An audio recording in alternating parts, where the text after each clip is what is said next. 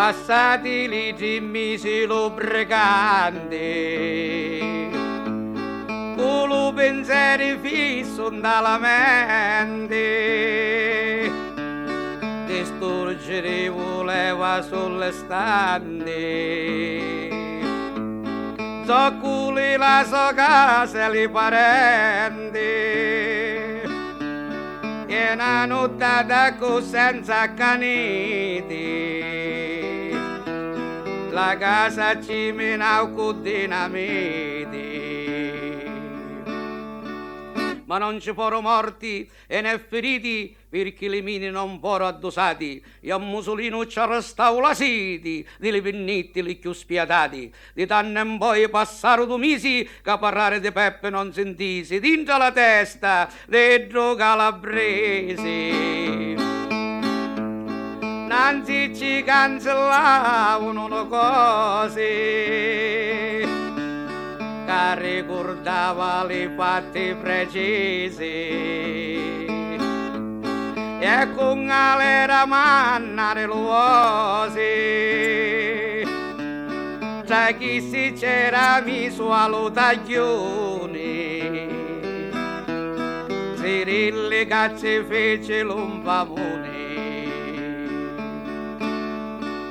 Cirilli fu uno di chi che dopo della condanna ci aveva detto a comora spurpite ste 21 ossa, ognuno lungo un saundo lusciatuni, e ci gridava che non mangia pane, l'ossa me li sporpai come un leone,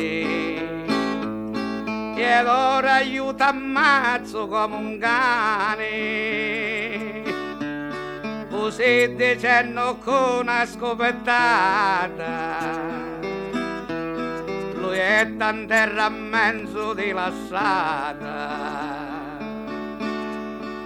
ma la cattuccia non era addossata e leggera ci fece una ferita. Peppe lo gritte morto da giornata, perciò Cirilli si scansava la vita. Quando lo sappe l'ubricante dissi: un'altra volta ci faccio lo bissi. Va mantenere tutte le promessi e va sparando come un ente fossi, agli nemici suoi e mezzo chissi, a tanti ci a sto tavola tussi. Un certo Don Pasquale fu ammazzato e Stefano Romeo venne sciancato, ma lo pensiero suo era passato.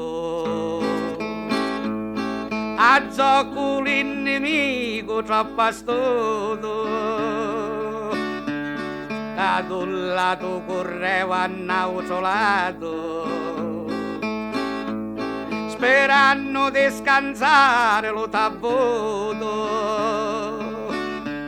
e a me le d'ora si trovava, con i carbonelli commerciava. Mussolino ammucciato l'aspettava, dallo statune quando che veniva, ma invece di due sopra ti spuntava,